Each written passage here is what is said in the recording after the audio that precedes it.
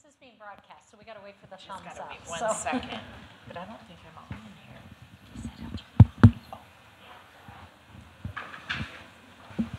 here. Good evening, everyone, and welcome to the community update on the new Ames High School. My name's Elisa Franson, and I'm currently serving as the president of the board of directors. I'm Jenny Reisner, and I'm the superintendent here.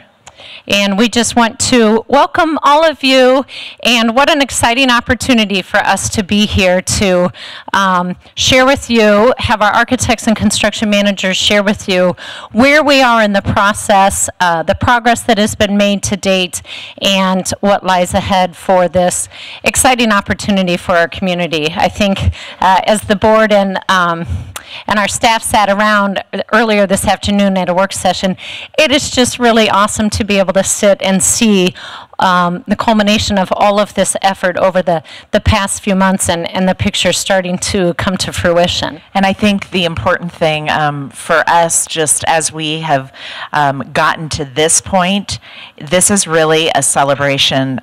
When you see this incredible building and what we were able to do and stay within our budget, it's pretty exciting. So tonight's a really great night for us as a school district, and we're glad you're here to get to see it as well. So we're going to go ahead and turn it over to our architects. Kristen's going to lead us through some stuff, and Dean from our construction manager from Story, and they will present you with some information, and then you'll have some opportunities to ask some questions.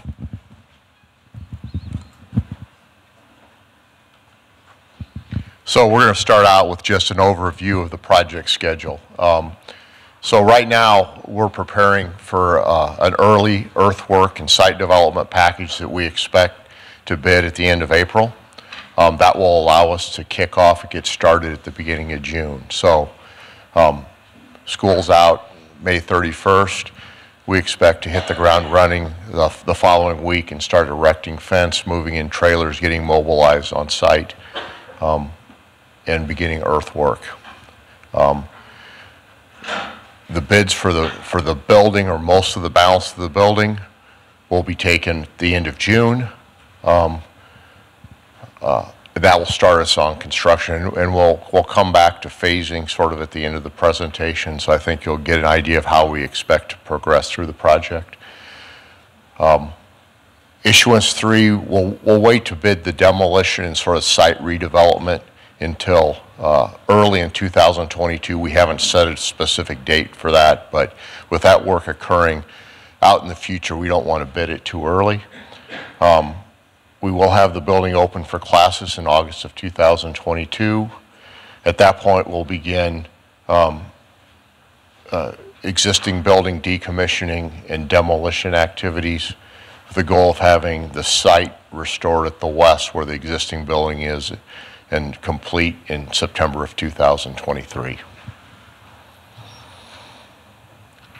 So at schematic design approval, we were charged with meeting a budget of $137 million for this project. We're pleased to report that OPN delivered design development drawings to us in January. We spent the last month doing a detailed takeoff of those. And right now, we're sitting good in the budget, actually just under the 137, at a place we're very comfortable. That splits out to the pool being $121,500,000, with the pool being $15,369,000 in round numbers. We know we aren't done. You know, we have a long way to go, and we've got to maintain control and diligence on meeting budget, and we know we have our work cut out for us, but at this point we're confident we'll be able to make the budget.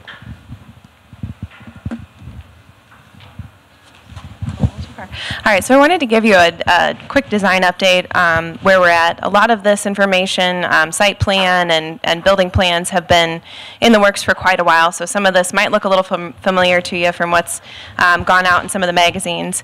The middle of the board here is our site plan. The new building is the big white block in the middle there. The existing school is right underneath the green space here.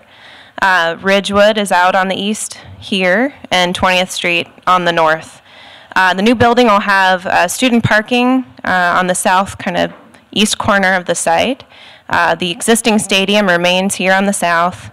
And then we've got the bus drop-off over next to Ridgewood and faculty parking on the north.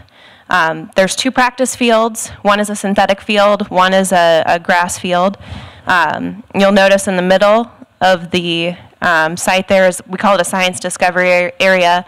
That's where the greenhouse is and the garden space and a demonstration photovoltaic array. And then further out, closer to the prairie, is the outdoor classroom. So that'll be a covered structure for faculty and students to go out and use the prairie and outdoor space for learning. Just to walk you through the floor plans quick, we've got a bunch of images to show you of what the interior of the building will start to look like. But just to give you a quick overview, the building is 3 stories. We've got a basement level, which is shown in this plan here on the left-hand side. It's a partial basement. It doesn't go over the entire, underneath the entire building. And this area, the south end of the building, is primarily at the athletics area. So it's color-coded by the program that's in it. The orange is the pool or the natatorium space. The pink is the physical education space, so practice gym, auxiliary gym, dance cheer room, and weight room. And the red is the competition athletic facilities, like the main competition gym, the wrestling room, and then there's a bunch of locker room space down on that level 0 space.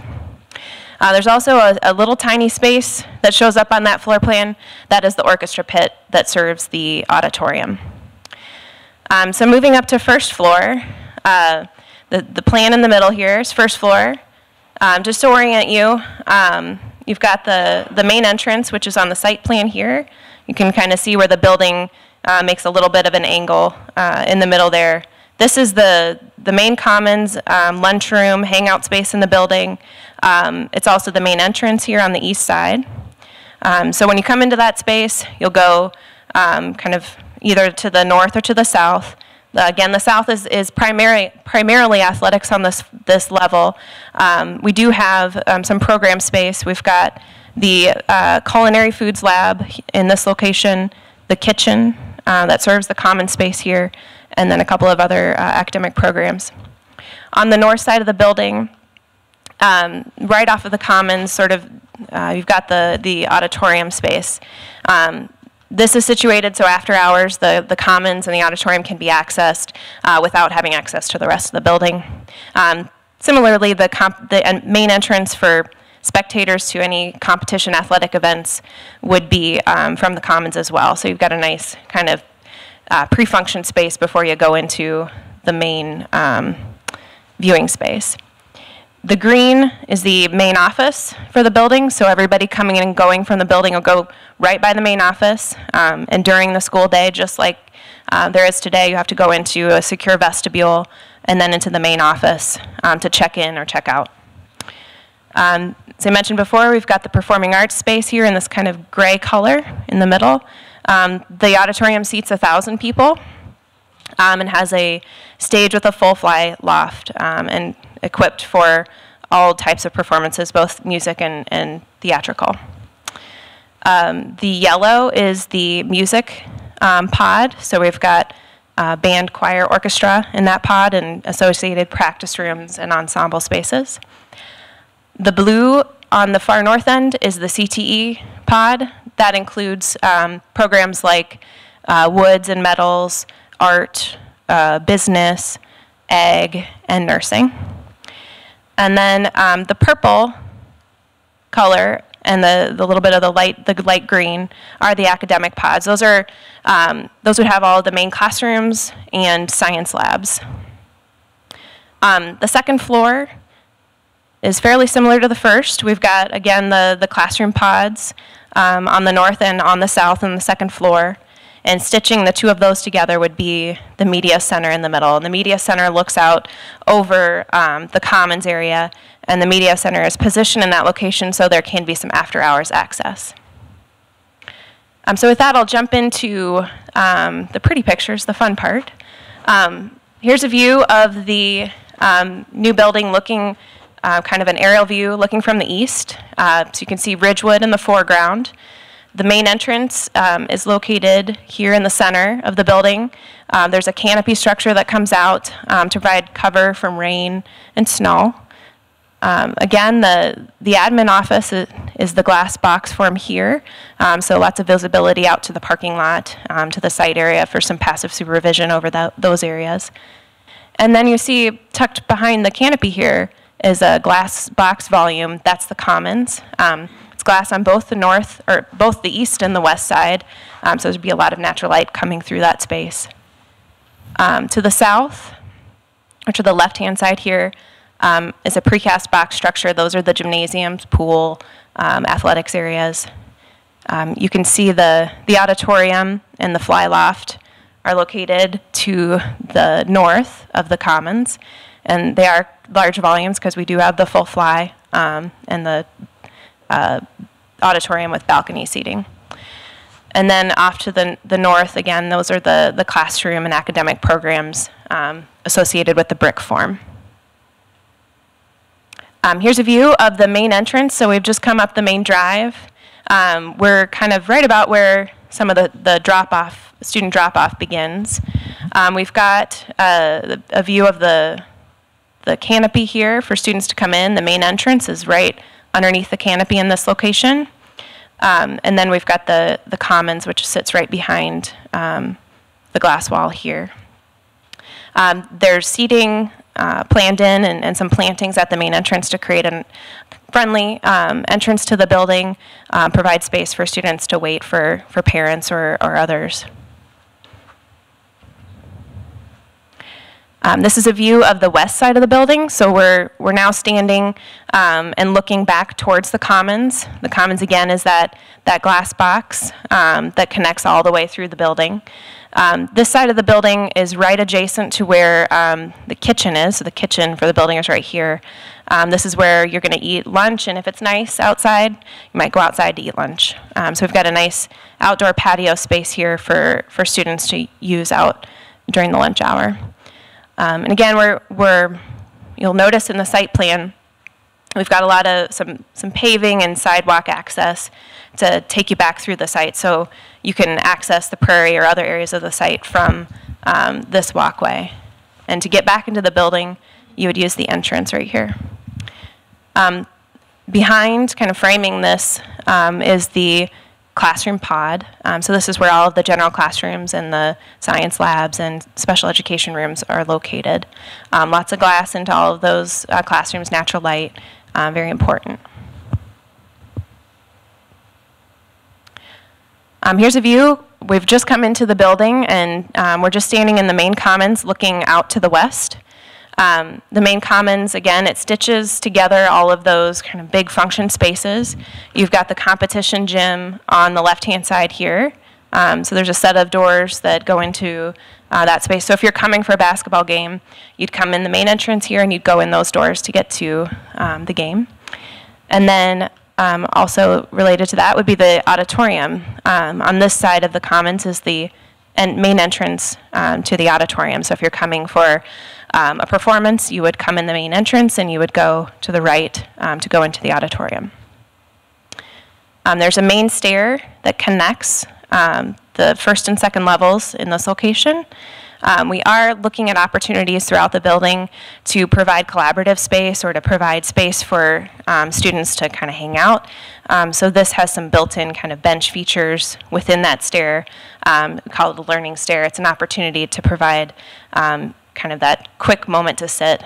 And then in the bulk of the commons area, there'll be quite a wide variety of seating.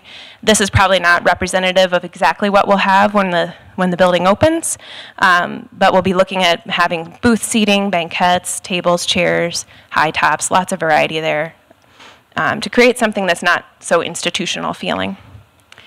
Other ways that we try to warm up the space, we've got the wood ceiling element in this area, and then some natural light through a clear story as well. So this will be a nice, light, bright space. Going further into the building, this is a view of one of the classroom pods. So we talk about the classroom pods. One of these purple elements is what we're calling a pod. So a pod has around 8 classrooms on a level. And in the center of all of those classrooms is collaborative space, both enclosed. There, you can see in this view, there's a glass team room here, or study room. There's 2 of them in each level of these pods. And then there's floor space for other kinds of seating and study areas. And then connecting all of the classrooms to the collaborative space are some windows. So we've got a lot of transparency, visibility through the building.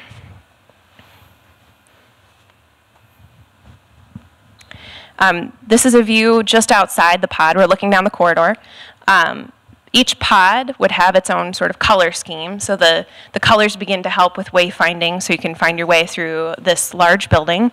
And the colors would be replicated in some of the furnishings and wall color and carpet colors throughout the building. We've been working on trying to find ways to break the size and extent of the corridor down and to bring natural light. So we've got a clear story up here to bring natural light down into the corridor, and then there are some areas where the floors cut back, so we'll bring some natural light down to the first floor as well. Within the corridor are 2 main stairs in addition to the stair that's in the commons, so there'll be a lot of ways to get up and down and through the building. This is a view of the media center, and we're standing right by the circulation desk. We're looking out to the west, so this would be a view of the prairie and over the practice fields. And then off here in this direction, we're looking out over the commons, so you've got glass that looks out into the commons area. Along this wall are some enclosed study teaming spaces. In these kinds of spaces, we're going to be providing a lot of different kinds of furniture to support different types of learning, different types of studying. There'll be different kinds of technology. Those are some things that we begin to get to once we get a little closer to ordering those items. But this helps give you a sense for what it might look like. This is a view of the theater. This is a view kind of looking right at the stage. We're focusing a lot of our energies on what the theater looks like, the proscenium opening, what that looks like from the audience. It'll be well equipped, much better than what you have now, with lighting and rigging and AV systems. We'll have some kind of house lighting, specialty lighting built into some of the sides to provide the lighting when the lights are dimmed in the theater. And then again, there's an orchestra pit for musical performances, as well as the full fly for drama.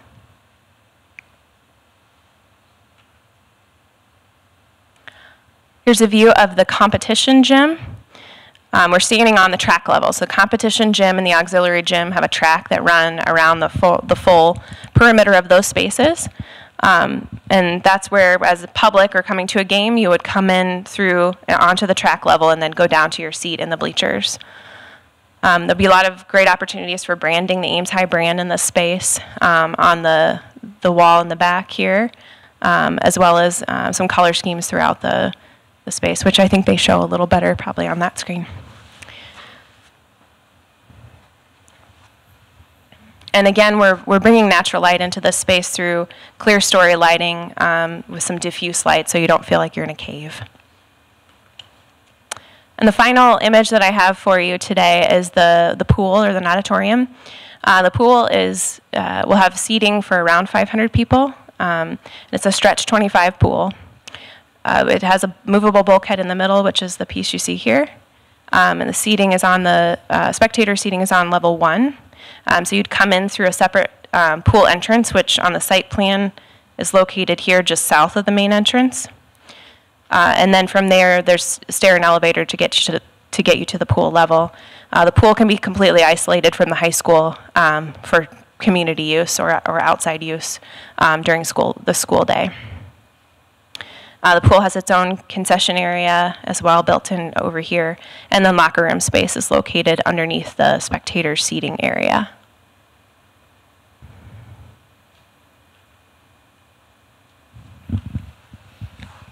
So let's talk about how we're going to build this project, how we're going to move through. The The proximity of the new building to the existing building does create some challenges and presents the opportunity for disruption.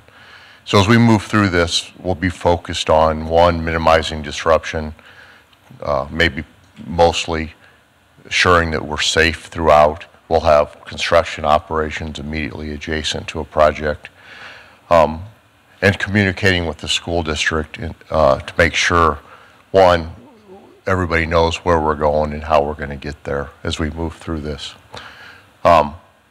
So, as I said earlier, we expect to start this in June of 2019, and we'll be starting on the southeast portion of the site, which is this area right here. That work will involve a geothermal system, which goes right here. We have storm detention, underground storm retention here. We have parking over the geothermal, and then this represents the south portion of the building, the gymnasium and pool portion of the building. So for the first year, we'll be focused on this area. We'll be working foundations and then starting to erect precast vertical walls in this area, and then working on constructing this parking. I'm going to go to the next slide. So as we move into what we're calling phase 2, we'll be taking over the whole site after the school is out in 2020. During that summer, we'll be focused, one of the focuses will be completing this parking area right here. So when we get to August of 2020 and school starts, we'll have lost this parking lot, but we'll be bringing in a part of the parking, the new parking here. We think we can bring back about 300 to 325 stalls in this spot. So as we start school, student parking will be over here, and we'll be constructing and maintaining access up into the school and to the stadium through here. We'll be doing some reconfiguring of paving up in this area to allow access and circulation in and out of here. We'll be starting foundations on the north half of the school, and we have a piece of utility work that we'll do in the summer of 2020 through this parking lot, which will be a cut and patch operation, putting it back in before school starts. So as we move into phase 3, this is where one of our challenging areas is. There's a big pinch point right here. The space between the existing pool and the new construction is narrow, and that's the point of the receiving dock, loading dock on the new school. Our goal will be achieve substantial completion and occupancy in this in late spring, and be in a position where we can bring the existing pool down in spring of 22, likely before school's out. That will free up this area and allow us to hit the ground running with doing all the paving and site amenities that occur in this area. This is probably the biggest pinch point in the schedule, in that we need to get moved out of this school. We're going to be moving out and back in through the east while we're constructing this, and we've got 2.5 months to do it. So we'll be strategizing on making sure that we can accomplish this. So after that, we've moved into the new school. All the areas in black are in operation. We'll be relocating fence and fencing the site of the existing school and getting ready to bring it down. We'll go through a decommissioning and demolition phase. Decommissioning being disconnecting existing utilities, working through salvage. There's a little bit of asbestos abatement to be done in that period. Our goal will be to be in a position to start actual demolition activities on the school at the beginning of November or so. We think demolition activities will occur between November 1st and sometime in March. We would like to be ready to start doing earthwork and restoring grades, raising the grade to new grades as we move into the spring construction season. So the last phase of this, again, we're moved into the school, will be to bring in the athletic fields on the west side. So our goal will be to do this and be ready to seed all these fields in September of 23. And at that point, we should be completing the project. Last piece of that is probably this parking lot right up here. It's the faculty parking lot.